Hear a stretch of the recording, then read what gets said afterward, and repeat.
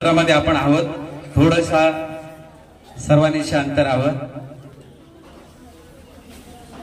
या ठिकाणी आदर्श विद्या मंदिर प्राथमिक शाळा किनवली यांच्या वतीने आम्हा सर्व कवींना अतिशय चांगली संधी दिली। धमके सर म्हणाले की सकाळी घरी निघताना खूप ते आनंदी होत्या, घरातून निघताना त्यांच्या चेहऱ्यावरचा जो आनंद आहे, खरं तर प्रत्येक कवीची मला वाटतंय ही अवस्था आहे। जेव्हा अशा पद्धतीची संधी मिळते तेव्हा निश्चितच कवीला आनंद होतोय आणि ही आनंदाची शिदोरी आदर्श विद्या मंदिराने आमच्या या झोळीमध्ये, कवीच्या झोळीमध्ये टाकली। याबद्दल सर्वांचा मी शतशः धन्यवाद, सर्वांचा आभार मानतो। कविता आहे शेवटची, ही आहे कविता आहे या सत्रातली माझी, आणि शीर्षक आहे राना पळस फुलला। इथून पुढे पूर्वेला 15 मिनिटावर माझं गाव आहे गुंड्याचा पाडा, आणि या गावातून त्यावेळचं नूतन विद्यालयाने आताचं शहा चंदुलाल विद्यालय किनवली या शाळेत येताना पायी यायचो, आणि पायी येताना रस्त्यावर म्हणजे पाय वाटेवर भरपूर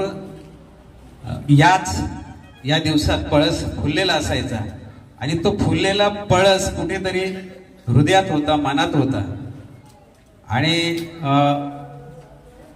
जसं वाचन होत गेलं तसं त्या पळसाच्या जे गहिरे रंग आहेत ते अधिक गडद होत गेले, आणि त्या गडद गहिरेपणातून आलेली ही कविता आहे। ही कविता मला वाटते सर्वांची आहे, कारण आपण सर्वजण एका ग्रामीण भागातून, खेड्यातून आलेलो आहोत। आपली आई असेल, मावशी असेल, ताई असेल, आपण सर्वांनी खूप कष्ट केलेले आहेत, त्यांनी सर्वांनी कष्ट केलेले, आणि या कष्टाची ही कविता आहे। या कवितेनं महाराष्ट्रातून अतिशय चांगला प्रतिसाद मला मिळाला। अगदी कोकण मराठी साहित्य संमेलन असेल किंवा मराठी साहित्य संमेलन असेल, या संमेलनामध्ये वाचायची ही कविता संधी मला मिळाली, ती कविता आपल्यासमोर सादर करतोय। कवितेचा आशय थोडासा वेगळा आहे, कदाचित या मुलांच्या तो त्यांना नंतर जेव्हा ते मोठे होतील त्यावेळेला त्यांच्या तो लक्षात येईल, अशी ही कविता आहे राना पळस फुलला। कविता थोडीशी गाऊन मी सादर करतोय, इथे एक गायक आहेत त्यांच्या समोर मी ते धाडस करतोय।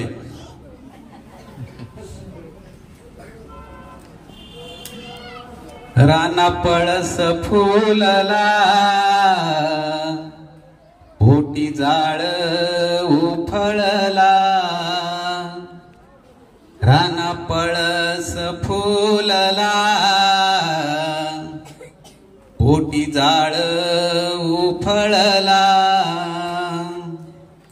पानगळ आयुष्याची अशी दुःखाची बेरीज, पानगळ आयुष्याची अशी दुःखाची बेरीज, अन वाढत्या कर्जाची कशी करावी तेरीज। भूक सोसना भुईला, ओटी जाळ उफळला। राना पळस फुलला, ओटी जाळ उफळला। सुकलेल्या गवताची माय राबणी करीते, सुकलेल्या गवताची माय राबणी करीते। हिरव्या सपनासाठी माय भरण जाळीते, हिरव्या सपनासाठी माय भरण जाळीते। धूर काळ जात दाटला, ओटी जाळ उफळला। राना पळस फुलला, ओटी जाळ उफळला।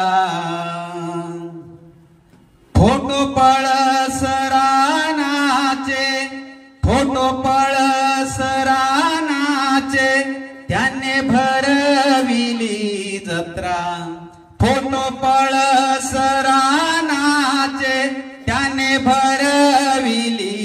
यात्रा अवघ्या जिंदगीची दुनियेला त्याने दाखविली यात्रा अवघ्या जिंदगीची दुनियेला त्याने दाखविली यात्रा बोली लावली घामाला पोटी जाळ उफळला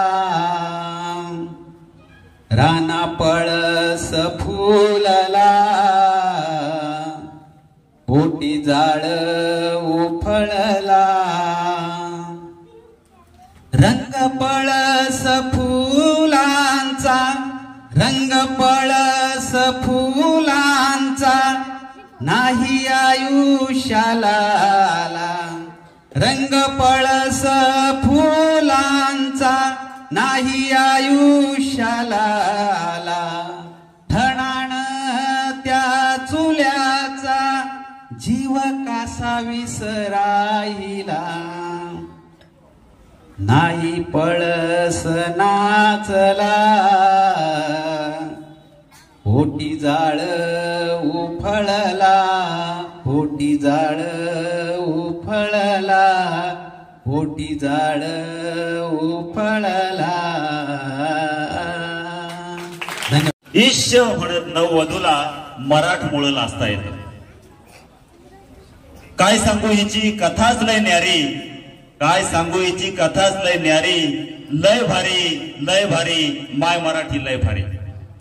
ज्ञानोबांच्या ओव्या आणि तुकोबांचे अभंग बहिणाईच्या गाण्यालाही काळ्या मातीचा गंध. ज्ञानपीठावर नाव कोरते ही बोली गावरान जरी लय भारी माय मराठी लय भारी. समर्थांचे श्लोक आणि नाथांचे भारूड मर्द मराठी मनावर पोवाड्याचे गारुड. लावणीच्या ठसक्याने केली बघा युरोप वारी लय भारी माय मराठी लय भारी. सानेंची श्यामची आई आणि विनोबांची गीताई सानेंची श्यामची आई आणि विनोबांची गीताई शिरवाडकरांच्या शब्दांना तर उपमाच कशाची नाही. अलंकारांची खाण मराठी शस्त्र जणू दुधारी अलंकारांची खाण मराठी शस्त्र जणू दुधारी लय भारी माय मराठी लय भारी. अत्रेंचे दणके आणि बाळासाहेबांचे फटके अत्रेंचे दणके आणि बाळासाहेबांचे फटके पुलंचे चुटके आणि विंदांचे चटके पुलंचे चुटके आणि विंदांचे चटके. बाबासाहेबांच्या प्रतिभेला गोरा साहेब सलाम करी लय भारी माय मराठी लय भारी. मोडेन पण वाकणार नाही इंग्रजी पुढे झुकणार नाही. कोण म्हणतंय आमची मराठी टिकणार नाही. मोडेन पण वाकणार नाही इंग्रजी पुढे झुकणार नाही. कोण म्हणतंय मराठी टिकणार नाही. ही बदलेल चौकोर उधळेल जोवर राहील महाराष्ट्र नगरी लय भारी माय मराठी लय भारी माय मराठी लय भारी. आणि मित्रांनो यानंतर आपण या काव्य संमेलनाची तिसरी आणि शेवटची फेरी घेत आहोत आणि या फेरीसाठी मी निमंत्रित करतो आदरणीय कवी. ही कविता आयता शर्ट आयती पॅन्ट आम्हाला तुम्हाला स्वस्त शिवलेली मिळते किंवा चांगले डिझाईनचे मिळत आहेत. आयता शर्ट आयती पॅन्ट शाळेत जायला व आम्हाला नव्हती हो भ्यान शाळेत जायला व आम्हाला नव्हती हो भ्यान. लाईट नसायची तांब्यानेच इस्त्री व्हायची. तुम्हाला खोटं वाटेल एवढी आम्हाला सवय होती ना. तांब्यामध्ये आम्ही विस्तव टाकायचो पण इस्त्री करूनच जातो शाळेमध्ये. ते त्यावेळेचे स्टिकर मिळायचे आम्ही गुलाबाचे स्टिकर मारणार. आम्हाला शिक्षक लोक मारायचे तरी देखील आम्ही ते स्टिकर मारणारच.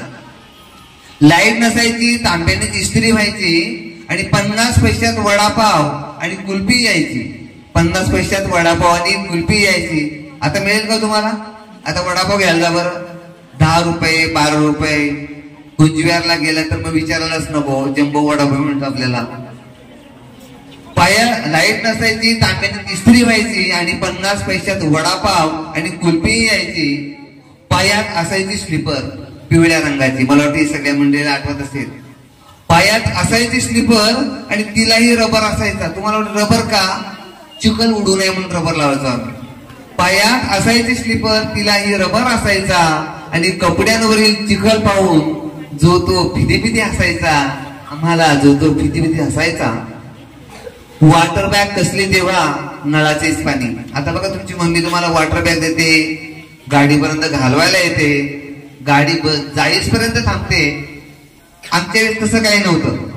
वॉटर बॅग कसली तेव्हा नळाचेच पाणी आणि टिफिन बॉक्स कसला होती साधी राहणी. गावात एखाद्या घरी ब्लॅक अँड व्हाईट टीव्ही असायचा.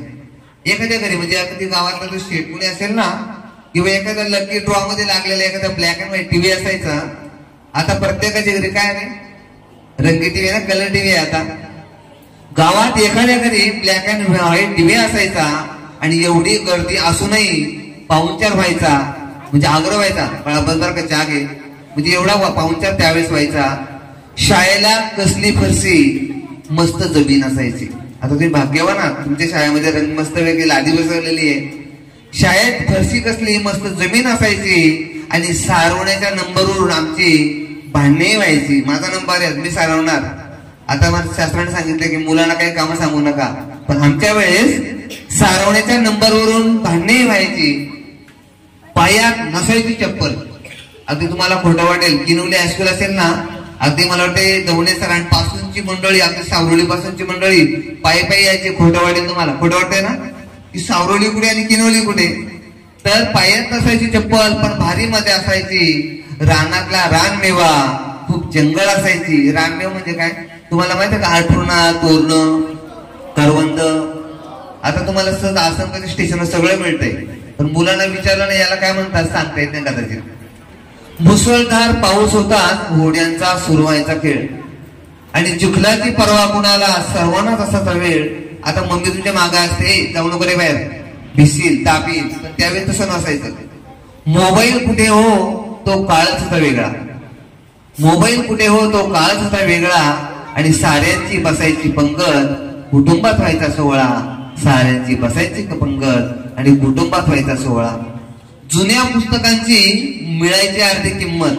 आम्ही वाट पाहायचो कधी आमचे 5वीला आणि 6वीला जातोय, पण पुस्तकं सगळी जमा करायची आणि न्यायची दुकानदाराकडे आणि मस्तपैकी आम्हाला अर्धी किंमत मिळायची.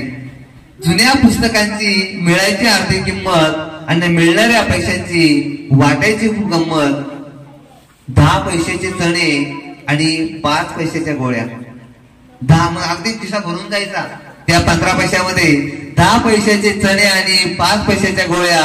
नव्हता पिझ्झा, नव्हता बर्गर, सणाला असायच्या पुरणपोळ्या, सणाला असायच्या पुरणपोळ्या. केस कापण्यासाठी घरी न्हावी सकाळीच यायचा. अगदी खेडोपाड्यातलं वर्णन आहे बरं का. आता तुम्ही कुठे जाता, सलून मध्ये जाता, मग तुमची ती कट अगदी इथे चांगल्या समजा, तर आमच्या खेडेगावमध्ये मुलं मस्तपैकी कट मारतात. काय तर म्हणाले वेगळ्याच अगदी त्यांच्या फॅशन असतात. केस कापण्यासाठी घरी न्हावी सकाळीच यायचा. आरसा बिरसा कसला, त्या न्हाव्याकडे आरसा पण नसायचा आणि 3-4 महिन्याचं कामच करून जायचा. एवढे केस लहान करायचा की 3-4 महिने तू यायचाच नाही. कसला वाढदिवस आणि कसला आलं सेलिब्रेशन. आता बघा प्रत्येकाच्या घरात मस्त वाढदिवस होतो, केक मिळतो, नवीन ड्रेस मिळतात. कसला वाढदिवस आणि कसलं सेलिब्रेशन. नव्हते हो ब्युटी पार्लर, थोडी पावडर, थोडी लाली, हीच होती फॅशन. कावळा चिमणीची गोष्ट प्रत्येक घराघरात असायची. कावळा चिमणीची गोष्ट प्रत्येक घराघरात असायची आणि आजीच्या मांडीवर पोरं तासन तास बसायची. आज शहरामध्ये पाहिलं ना तुम्ही, मुलांना आजीच नाही, आजी वृद्धाश्रमात किंवा आजी घरी असं आपल्याला पाहायला मिळतंय. पण कावळा चिमणीची गोष्ट प्रत्येक घराघरात असायची आणि आजीच्या मांडीवर पोरं तासन तास बसायची. वर्षभरात एखादा दिवाळी ड्रेस भेटायचा. बस सरांनी वर्णन केलं दिवाळीचं. आम्हाला त्या काळात वर्षभरात एखादा दिवाळी ड्रेस भेटायचा आणि गावभर हिंदत गडी नटासारखा नटायचा. म्हणजे तुला असं वाटायचं की मी ड्रेस कोणाला दाखवू आणि सगळ्या गावात फिरायचा. मला पप्पाने नवीन ड्रेस आणलाय. आता मात्र तुम्हाला भरपूर ड्रेस मिळतात एका वेळेस, काय ना तर 2-2 ड्रेस पण मिळतात ना. कसला गॅस आणि कसला आला मिक्सर, आईच होती भारी. कसला गॅस आणि कसला आला मिक्सर, आईच होती भारी. चटणी भाकरीसाठी चवच होती न्यारी, चवच होती न्यारी. अशी ही बालपणीची गंमत या ठिकाणी आपल्या समोर सादर केलेली आहे. धन्यवाद. कविता आतून बाहेर येते कधी, जेव्हा खूप साठलेलं असतं आपल्या मनामध्ये. मग त्यासाठी काय करावं लागतं, त्यासाठी आपल्याला वाचलं पाहिजे. याला काय म्हणतात, हा शब्द इथे कसा चालेल का, हा शब्द बरोबर आहे का, हे कधी कळेल, तुम्ही खूप वाचाल तेव्हा. आता आम्ही वाचलेत, बरीच पुस्तकं वाचली. त्या पुस्तकं वाचल्यामुळं आता आम्हाला असं वाटतं की काहीतरी लिहावं. आतून असं सांगते की अरे लिही काहीतरी, थांबलाच का. हे लिहिण्यासाठी तुम्हाला खूप वाचावं लागेल. खूप म्हणजे हळूहळू आता वाचायला लागेलच की नाही, वाचलं पाहिजे. आपण मोबाईल घेतो, मोबाईलचं वाचणं नाही लक्षात राहत, कारण ती लाईट आहे बघा, थोडा वेळ झाला की मोबाईल ऑफ होतो, लगेच लाईट जाते की नाही त्याची. पुस्तकात कसं असतं का, नाही, पुस्तकाला एक स्पर्श असतो आणि तो स्पर्श तुमचा झाला पाहिजे. ज्या ज्या मुलांचा पुस्तकांना स्पर्श होतो त्या मुलांच्या मनामध्ये, डोक्यामध्ये ते शब्द साठले जातात. म्हणून पुस्तकं वाचा, मोबाईल वाचून काही फायदा नाही. लाईट गेली की गेलं सगळं. तर अशा पद्धतीनं तुम्ही देखील कवी होऊ शकता. बघूया, आपण एक प्रयत्न करायचा का, सगळे तयार आहेत का. मग मी एक ओळ देतो, पुढची ओळ तुम्ही तयार करणार का, कराल का. ठीक, एक छोटीशी ओळ देतो. आला आला वारा, आला आला वारा, डोक्यात पडल्या गारा. अरे काय तुम्ही, आला आला वारा, बोल बोला बोला. अरे कविता पण चुकते, वर्गातली कविता चुकत नाही का, चुकते ती कधी कधी उत्तर देताना. हा बोल बोल. वा, व्हेरी नाईस, बस सुंदर. मी इंग्लिश बोललो, सॉरी, माफ करा, कारण ती सवय झाली. याचं कारण असं की आपल्या मराठीनं सगळ्या भाषांना आपलंच करून टाकले, त्यामुळे काय वाटत नाही. तिने सुंदर तिथे टाळ्या वाजवा. काय म्हणली पुन्हा म्हण, आला आला वारा, त्याने दिला जोराचा मारा. आणखी, आला आला वारा, त्याने दिला जोराचा मारा.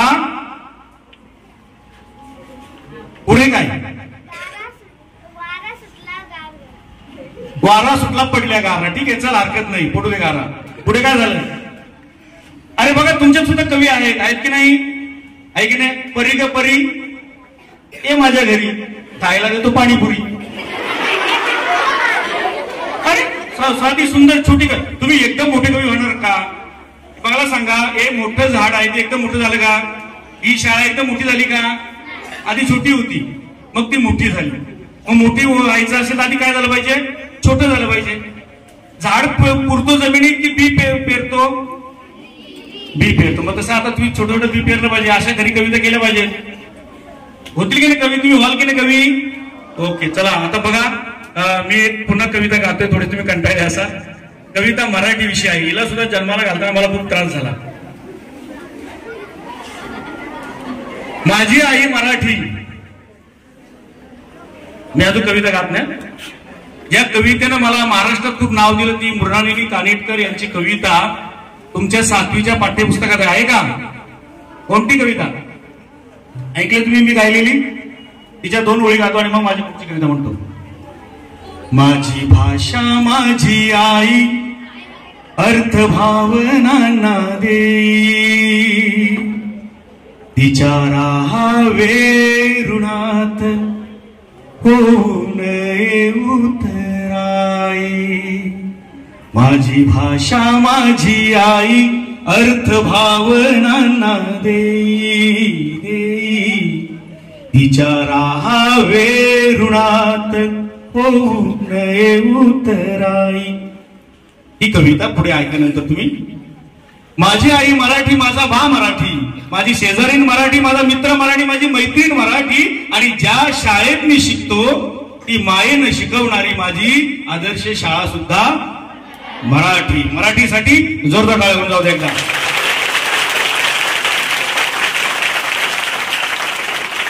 ह्या टाळ्यांमध्ये सुद्धा एक कविता आहे, कारण एक नाद आहे. कवितेला नाद, ताल, लय, सुर आली की तिचं गाणं तयार होतं. मनातल सार काही भराभरा मांडते, कधी प्रेमान कधी रागान तरा तरा भांडते. गोड बोबड्या बोला संगे लढीवाळ रांगते, आजीच्या गोष्टी मधलं गुपित ती सांगते.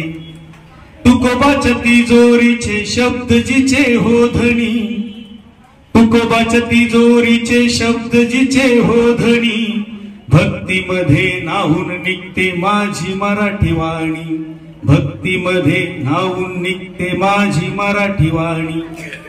सुवासिनीच्या केसांमधली शेवंतीची वेणी, माझी मराठी कशी आहे? सुवासिनीच्या केसांमधली शेवंतीची वेणी, अस्सलेन मराठमोळ माठामधलं लोणी. पातशाहीनं पाजून उरलं सह्याद्रीचं पाणी, पातशाहीनं पाजून उरलं सह्याद्रीचं पाणी, दरी दरीतून घुमविते स्वराज्याची गाणी. शिवबाच्या ढाली संगे वार लावे परतोणी, शिवबाच्या ढाली संगे वार लावे परतोणी, शौर्यामध्ये पूर्ण उरते माझी मराठी वाणी, शौर्यामध्ये पूर्ण उरते माझी मराठी वाणी. कैक आले कैक गेले कुणी इथे न उरले, कैक आले कैक गेले कुणी इथे न उरले, धीराने कधी द्वेषाने संकटाशी झेलिले, शतकांनी ही रंग बदलले शल्य उरी राहिले, परक्या नाही आपलं बनवून एक गोत्र केले, स्वकीयांच्या लाचारीशी लढते रणरागिणी, स्वकीयांच्या लाचारीशी लढते रणरागिणी, उभे राहून श्रीमंत माझी मराठी वाणी, उभे राहून श्रीमंत माझी मराठी वाणी. आज मराठी भाषा का टिकली? त्याचं कारण तिने इंग्रजी, हिंदी, तमिळ, तेलुगू, कानडी सगळ्या भाषांमधले शब्द आपल्यामध्ये सामावून घेतले आणि म्हणून उभे राहून श्रीमंत माझी मराठी वाणी, उभे राहून श्रीमंत माझी मराठी वाणी. धन्यवाद. नवरात्री या निमित्त मी एक कविता सादर करत आहे. कवितेचे नाव माझी आई. माझी आई तिची असते नेहमीची घाई, माझी आई तिची असते नेहमीची घाई, पाटे उठून करते सर्वांची दिवसभराची तयारी, पाटे उठून करते सर्वांची दिवसभराची तयारी. आम्ही मात्र असतो झोपलेले अंथरुणावरी, आम्ही मात्र असतो झोपलेले अंथरुणावरी, इतका गाईचा आवाज येतो कानावरी. उठणारे बाळा आज शाळेत जायचे की नाही, उठणारे बाळा आज शाळेत जायचे की नाही. माझी आई अशी तिची नेहमीची गाई, धावपळ करीत शाळेत जाते, पुन्हा धावपळ करीत घरी येते, जेवण कधी करते माहित नाही, जेवण कधी करते माहित नाही, तिची नुसती कामाची गाई, तिची नुसती कामाची गाई. माझी आई तिची अशी तिची नेहमीची गाई, विश्रांती तिला माहित नाही, दिवसभर काम करून थकत कशी नाही, विश्रांती तिला माहित नाही, दिवसभर काम करून थकत कशी नाही. माझी आई तिची अशी नेहमीची गाई. आई सर्वांची काळजी करते, सर्वांची आवडीनिवडी पुरवते, आई सर्वांची काळजी करते, सर्वांची आवडीनिवडी पुरवते, पण स्वतःला मात्र विसरून जाते, पण स्वतःला मात्र विसरून जाते. माझी आई तिची अशी नेहमीची. मी आता 6वी शिकत आहे. आज मी स्वलिखित कविता बनवली आहे. शिवरायांसारखा मराठी माणूस. कविता म्हणजे कवीचे जग आहे, कविता म्हणजे कवीचे हृदय आहे, कविता म्हणजे कवीचे प्राण आहे. मराठी माणसाला हिंदुत्वाची जाण मुळीच करणार नाही, दुसऱ्या जातीचा अपमान मुळीच करणार नाही, दुसऱ्या जातीचा अपमान. मराठी माणसाला आपला शिवरायांचा सहवास, म्हणून त्यांना मुजरा करण्याचा माझा अट्टहास, माझा अट्टहास. शिवरायांसारखा मराठी माणूस कोणीच असू शकत नाही, म्हणून त्यांच्याबद्दल कोणी अपशब्द बोलणार नाही, अपशब्द बोलणार नाही. सह्याद्रीच्या कुशीत जन्मला जणू एक हिरा, सह्याद्रीच्या कुशीत जन्मला जणू एक हिरा, सगळी करतील त्यांनाच मानाचा मुजरा, सगळी करतील त्यांनाच मानाचा मुजरा. इतिहासाच्या पुस्तकाला भूगोलाचे कवर, इतिहासाच्या पुस्तकाला भूगोलाचे कवर, जसे शिवबा आमचे राजे, आम्ही त्यांचे लवर, आम्ही त्यांचे लवर. धन्यवाद. ओंकार भगवान निमसे. मी इयत्ता 7वी या वर्गात शिकत आहे. आज मी स्वलिखित कविता केली आहे. सुप्रीम कोर्टाची विनवणी ऐकावी जणा, सुप्रीम कोर्टाची विनवणी ऐकावी जणा, 4 चौघात केलाय कबूल करा गुन्हा, सांगा चोरली कोणी शिवसेना. 4 चौघात कबूल करा तो गुन्हा, सांगा चोरली कोणी शिवसेना. बाळासाहेबांनी केली शिवसेना स्थापन, बाळासाहेबांनी केली शिवसेना स्थापन, त्यांनी केलेल्या कार्याला नाही मोजमापन, त्यांनी केलेल्या कार्याला नाही मोजमापन. त्यांचे शिष्य होते दिघेसाहेब धर्मवीर. त्यांचे शिष्य होते दिघेसाहेब धर्मवीर. नावाप्रमाणे तेही होते शूरवीर. नावाप्रमाणे तेही होते शूरवीर. धर्मवीराच्या नावाप्रमाणे धर्म राखिलाच्यानं.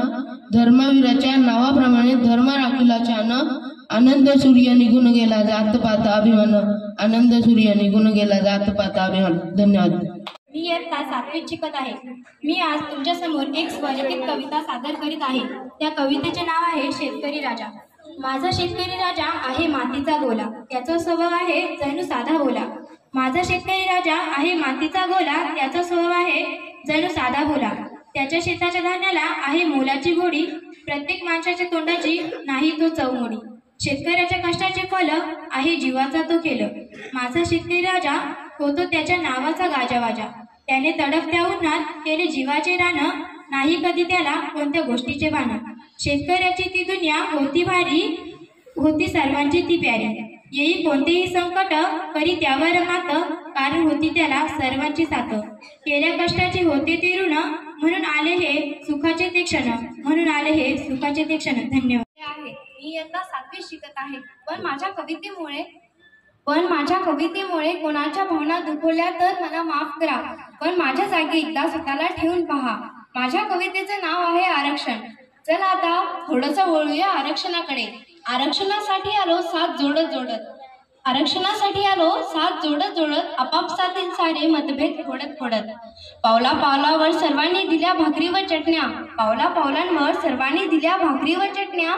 सर्व जाती धर्मांमध्ये झाल्या नको त्या वाटण्या. झाल्या नको त्या वाटण्या. आता गाठलं आम्ही आझाद मैदान. आता गाठलं आम्ही आझाद मैदान. वैतागाला झालो आम्ही हैराण आणि परेशान.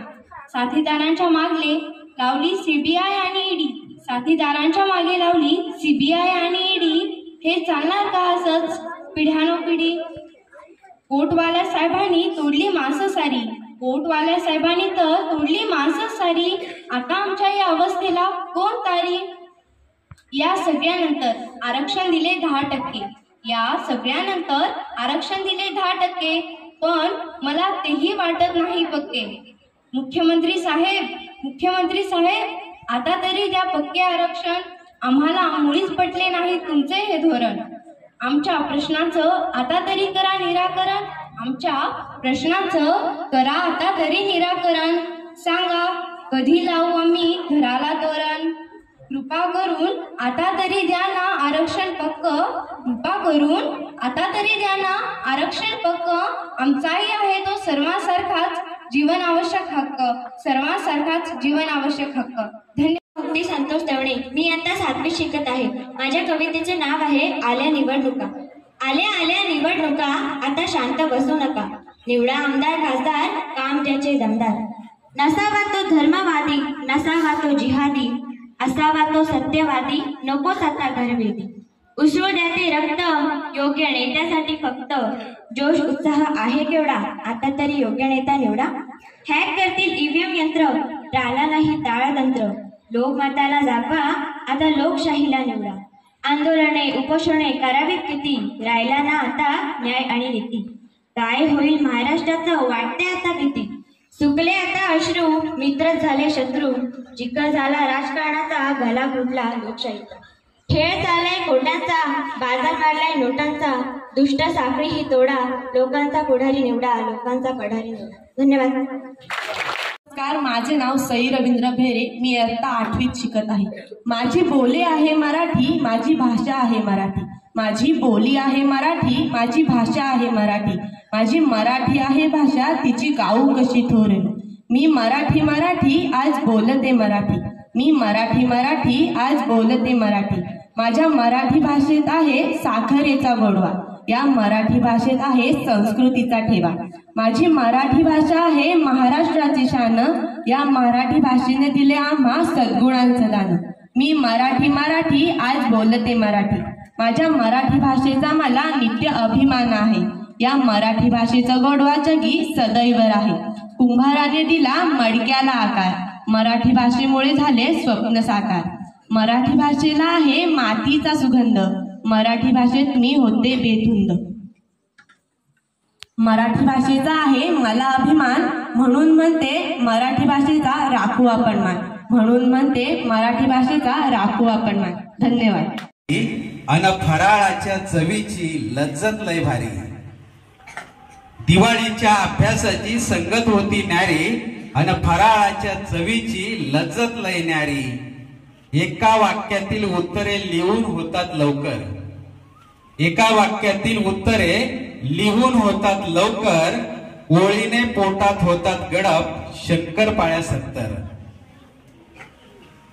गाळलेल्या जागा भरताना लिहावा लागतो शब्द अचूक, गाळलेल्या जागा भरताना लिहावा लागतो शब्द अचूक. अनारसा आणि करंजीमध्ये चिवड्याची जागा बिनचूक, अनारसा आणि करंजीमध्ये चिवड्याची जागा बिनचूक. जोड्या जुळवा प्रश्न सोडवताना लावावे लागते थोडी अक्कल, जोड्या जुळवा प्रश्न सोडवताना लावावी लागते थोडी अक्कल. लाडू पेढे डब्यातून शोधताना लढवावी लागते नवी शक्कल. सविस्तर टिपा लिहिताना, सविस्तर टिपा लिहिताना होते थोडी दमछाक, सविस्तर टिपा लिहिताना होते थोडी दमछाक. चिकटलेल्या चिक्कीचा दातांना उगीचच धाक, चिकटलेल्या चिक्कीचा दातांना उगीचच धाक.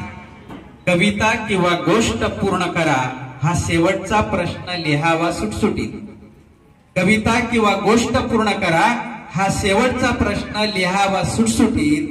दिवाळीच्या फराळची रंगत वाढविण्या खमंग चकली चाखावी कुरकुरीत, खमंग चकली चाखावी कुरकुरीत, खमंग चकली चाखावी कुरकुरीत. धन्यवाद.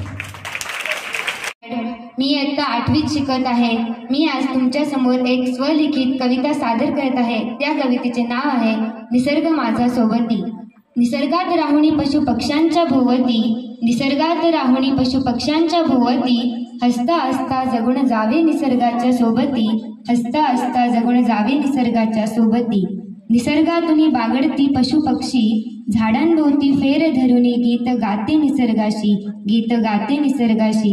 हसता हसता जगून जावे निसर्गाच्या सोबती, हसता हसता जगून जावे निसर्गाच्या सोबती. निसर्गात राहुनी बोलणे पशु पक्ष्यांचे शिकावे, त्यांच्यासोबत राहुनी मन मोकळेपणाने हसावे, त्यांच्यासोबत राहुनी मन मोकळेपणाने हसावे. हसता हसता जगून जावे निसर्गाच्या सोबती, हसता हसता जगून जावे निसर्गाच्या सोबती. रंगीबेरंगी फुलपाखरे फेर घालती फुलांभोवती, मोर नाचती राणामध्ये निसर्गाच्या सोबती, मोर नाचती राणामध्ये निसर्गाच्या भोवती. हसता हसता जगून जावे निसर्गाच्या सोबती, हसता हसता जगून जावे निसर्गाच्या सोबती. धन्यवाद. कवीची श्रीमंती. सरांनी आता सांगितलं की कवीच्या घराचा पत्ता शोधत ते आलेत, कवीच्या घराचा पत्ता शोधत ते आलेत. त्यांना ठेवायचा आहे कार्यक्रम कवीच्या काव्य वाचनाचा, कवीच्या घराचा पत्ता शोधत ते आलेत. त्यांना ठेवायचा आहे कार्यक्रम कवीच्या काव्य वाचनाचा. 4 दिवसापूर्वी कवीनं गाजवलेलं संमेलन, 4 दिवसापूर्वी कवीनं गाजवलेलं संमेलन जसंच्या तसं आहे त्यांच्या डोळ्यासमोर. आपल्या कवितेतून कवीनं मांडलेलं वास्तव, आपल्या कवितेतून कवीनं मांडलेलं वास्तव, व्यवस्थेवर ओढलेले कोरडे, शोषितांच्या वेदना, अर्थता, शब्दांनी उभा केलेला जाळ, ते मंत्रमुग्ध कवीच्या कवितांवर, ते मंत्रमुग्ध कवीच्या कवितावर त्यांना ऐकायची आहे कवीची कविता सर्वदूर. त्यांना ऐकायची आहे कवीची कविता सर्वदूर. कवीला आमंत्रित करण्यासाठी ते पोहोचतात कवीच्या घरी, कवीला आमंत्रित करण्यासाठी ते पोहोचतात कवीच्या घरी. कवीचं घर बेताचं, कवीचं घर बेताचं. कवी सांगतो बसायला त्यांना, कवी सांगतो बसायला त्यांना टेबलाच्या आधारानं उभा असलेल्या बेताच्या खुर्चीवर. कवी सांगतोय बसायला त्यांना टेबलाच्या आधारानं उभ्या असलेल्या वेताच्या खुर्चीवर. शेवटच्या 2 ओळी असं बोटानं खुणावत कवी लिहिण्यात मग्न. ते फिरवतात घरभर नजर, ते फिरवतात घरभर नजर, पोरग खेळत असतं कवीचं कागदांशी. ते फिरवतात घरभर नजर, पोरग खेळत असतं कवीचं कागदांशी. बायको जुन्या वह्यांच्या पानांची एकत्र करून शिवत असते एकच वही. तिच्या चेहऱ्यावर तेच भाव तुकारामाच्या आवळीसारखे. तिच्या चेहऱ्यावर एकच भाव तुकारामाच्या आवळीसारखे. वेगवेगळ्या संमेलनात मिळालेली सन्मान चिन्हे कवीने ठेवली आहेत जागा मिळेल तिथे. वेगवेगळ्या संमेलनात मिळालेली सन्मान चिन्हे कवीने ठेवली आहेत जागा मिळेल तिथे. जणू वेगवेगळ्या बुरुजावर उभ्या असलेल्या स्वाभिमानी सैनिकांसारखी. इतक्यात कवीची कविता पूर्ण होते लिहून आणि कवी ऐकवतो कविता देहभान हरपून. कवीचा होकार स्वीकारत ते निघतात कवीच्या घरून खूप खूप श्रीमंत होऊन, खूप खूप श्रीमंत होऊन, खूप खूप श्रीमंत होऊन. मनाच्या अंतरंगातील भावना म्हणजे कविता. मनाच्या अंतरंगातील भावना म्हणजे कविता. नवरसाचे सार म्हणजे कविता. जीवनात सप्तरंगांची उधळण करते ती कविता. आणि आमच्या या सावित्रीच्या लेकींचा सन्मान करते तीही कविता. भारतभूचे गुणगान गाते ती कविता. सीमेवर लढणाऱ्या वीरांचे बलिदान सांगते ती कविता. भारतभूची वैभवशाली परंपरा म्हणजे कविता. आणि अखिल विश्वात मराठी पण जपते तीही कविता. न सुटणारे कोडे म्हणजे कविता. आणि मनाला रुंजी घालते ती कविता. बहीण भावाचे पवित्र बंधन शब्दात मांडते तीही कविता. आणि माणुसकीचा झरा शब्दातून वाहते तीही कविता. मनी पडलेला प्राजक्ताचा सडा म्हणजे कविता.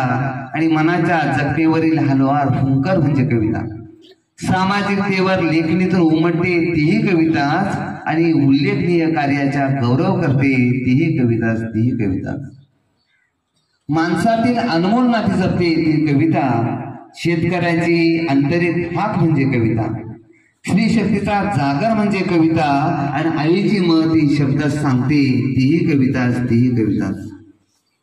वात्सल्याची भावना म्हणजे कविता. ईश्वराची साधना म्हणजे कविता. मनाची वेदना म्हणजे कविता. आणि मनाला मनशांती देते तीही कविता.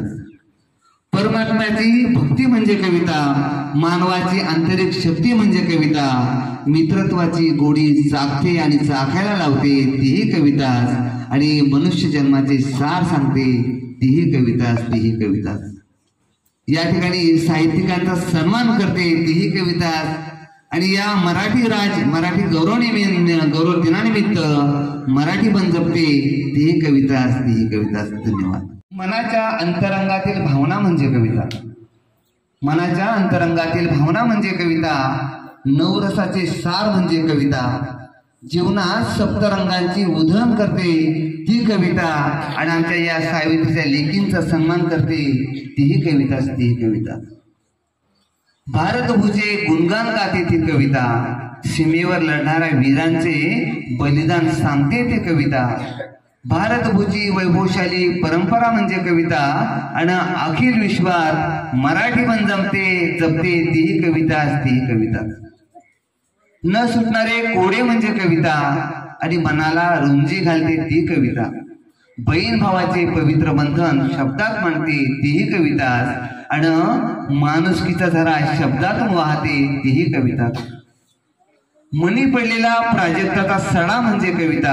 आणि मनाच्या जखमेवरील हलवार फुंकर म्हणजे कविता. सामाजिकतेवर लेखणीतून उमटते तीही कविता. आणि उल्लेखनीय कार्याचा गौरव करते तीही कविता. माणसातील अनमोल नाती जपते ती कविता. शेतकऱ्याची आंतरिक हाक म्हणजे कविता. स्त्री शक्तीचा जागर म्हणजे कविता. आणि आईची महती शब्द सांगते तीही कविता. वात्सल्याची भावना म्हणजे कविता. ईश्वराची साधना म्हणजे कविता. मनाची वेदना म्हणजे कविता. आणि मनाला मनशांती देते तीही कविता. परमात्म्याची भक्ती म्हणजे कविता. मानवाची आंतरिक शक्ती म्हणजे कविता. मित्रत्वाची गोडी चाखते आणि चाखायला लावते तीही कविताच, आणि मनुष्य जन्माचे सार सांगते तीही कविताच. या ठिकाणी साहित्यिकांचा सन्मान करते तीही कविताच. आणि या मराठी गौरव दिनानिमित्त मराठी बन जपते तीही कविताच. धन्यवाद. लाभले आम्हास भाग्य बोलतो मराठी, जाहलो खरेच धन्य ऐकतो मराठी. धर्म पंथ जात एक जाणतो मराठी, एवढ्या जगात माय मानतो मराठी. धर्म पंथ जात एक जाणतो मराठी, एवढ्या जगात माय मानतो मराठी. आमुच्या मनात रंगते मराठी, आमुच्या रंगते मराठी. आमुच्या रगात रंगते मराठी, आमुच्या रगात रंगते मराठी. आमुच्या उरात स्पंदते मराठी, आमुच्या स्पंदते मराठी. आमुच्या नसात नाचते मराठी. धर्म पंथ जात एक मानतो मराठी, एवढ्या जगात माय मानतो मराठी. येथल्या दरीत हिंडते मराठी, येथल्या दरीत हिंडते मराठी. येथल्या वनात गुंजते मराठी, येथल्या वनात गुंजते मराठी. येथल्या तरुलतात साजते मराठी, येथल्या तरुलतात साजते मराठी. येथल्या कळीत लाजते मराठी. धर्म पंथ जात एक जाणतो मराठी, एवढ्या जगात माय मानतो मराठी. पाहुणे जरी असंख्य पोसते मराठी, पाहुणे जरी असंख्य पोसते मराठी. आपुल्या घरात हाल सोसते मराठी, आपुल्या घरात हाल सोसते मराठी. हे असे कितीक खेळ पाहते मराठी, हे असे कितीक खेळ पाहते मराठी. शेवटी मडांग तख्त फोडते मराठी. धर्म पंथ जात एक जाणतो मराठी, एवढ्या जगात माय मानतो मराठी. धर्म पंथ जात एक जाणतो मराठी, एवढ्या जगात माय मानतो मराठी.